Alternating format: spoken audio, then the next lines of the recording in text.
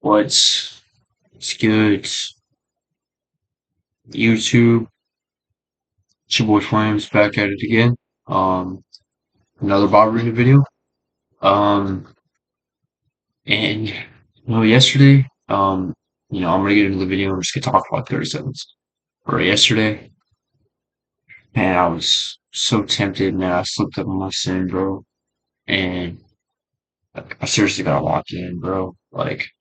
It doesn't start with me locking in. I realize that that's not gonna change anything turning the direction of you toward God, bro. Like, and spending more time with Him, your heart is going to change and harden towards bad things. And I gotta realize that, you can't fix it yourself, bro. Every time you're trying to fix it yourself, bro, like, that's egotistical. Like, why would you just rely on God, bro? Why would you just rely on the creator of the universe to give you a helping hand? Because He can, it's nothing to Him to just give you a hand. And it's really difficult for you to try to fix things yourself, you know? Um, yeah. About to be reading out of the book of Job, chapters 13 and 14, a continuation of his response to his third friend who basically told Job that, he clearly did something wrong to deserve what's happening to him.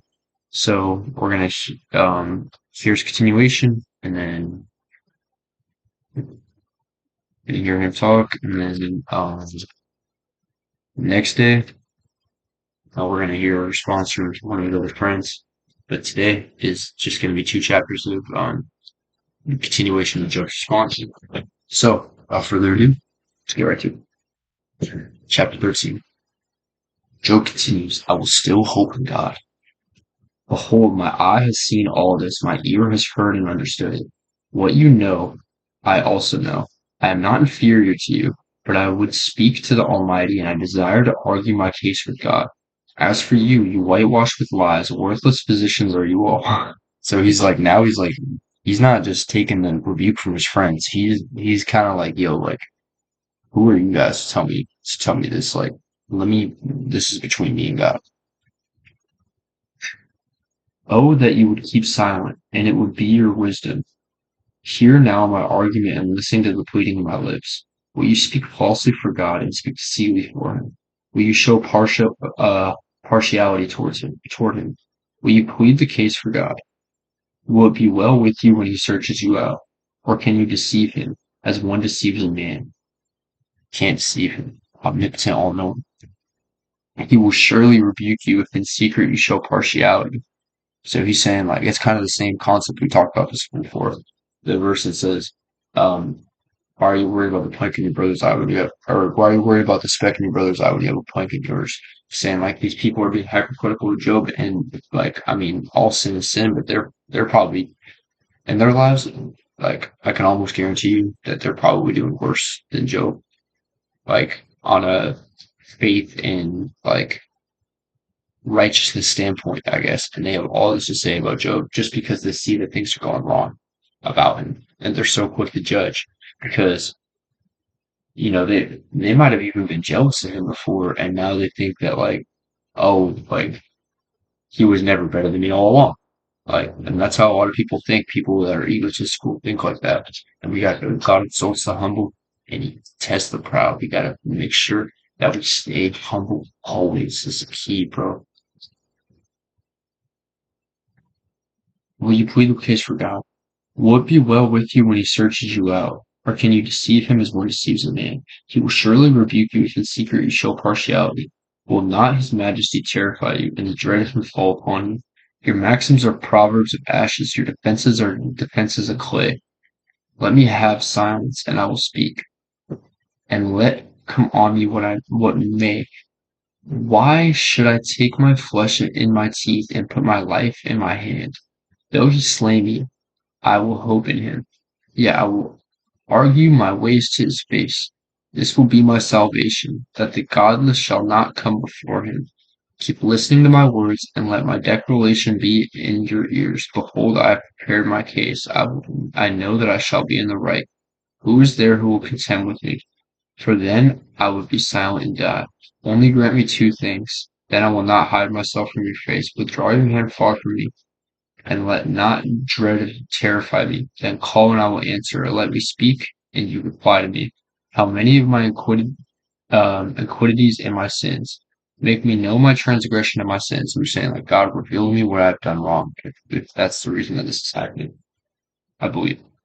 Why do you hide your face and count me as your enemy? Leave, frightened, driven, leave, and pursue dry shaft. For you write bitter things against me, and make me inherit the iniquities of my youth. You put my feet in the stocks, and watch all my paths. You set a limit for the soles of my feet. Man wastes away like a rotten thing, like a garment that is moth-eaten. Okay, chapter 14. Job continues, comes soon to all. A man who was born of a woman is a few days and full of trouble. Is a few of days and full of trouble. He comes out like a flower and withers. He flees like a shadow and continues not. And do you open your eyes on such a one and bring me into judgment with you? Who can bring a clean thing out of an unclean? There is not one, since his days are determined, and the number of his months is with you, and you have appointed his limits that he cannot pass. Look away from him and leave him alone, that he may enjoy, like a hired hand, his day. For there is hope for a tree, if it can be cut down, that it will sprout again, and that its shoots will not cease.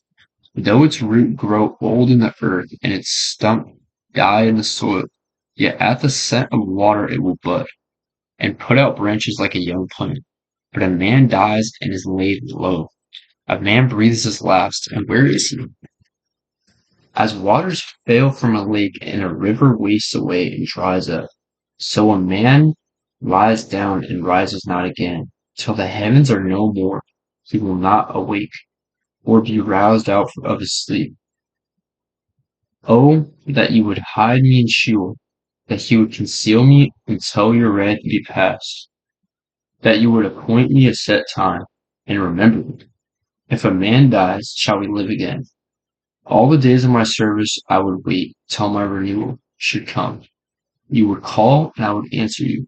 You would long for the work of your hands, for then you would number my steps. You would not keep watch over my sin. My transgression would be sealed up in a bag, and you would cover over my iniquity. But the mountain falls and crumbles away, and the rock is removed from its place. The waters wear away the stones, the torrents wash away the soil of the earth, so you destroy the hope of man. You prevail forever against him, and he passes. You change his countenance and send him away.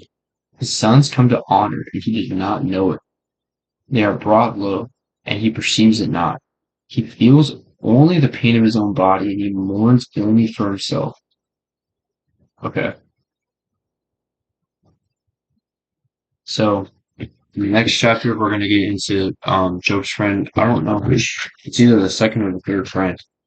Um, let me see right there. I think it's the first friend that responded again, and he just is basically going to tell Job that he doesn't fear God and he doesn't know what he's talking about. Job definitely fears God, and he knows he's seen the wrath of God, even though he didn't do anything to deserve it. Besides, it was just a testing of him, and he had to go through this bad thing. Not only was his own faith being tested, like it doesn't seem fair to him, and Job is going to eventually be blessed tenfold for before. But what Job had to go through was put in the Bible. How honorable is it to be in the Bible?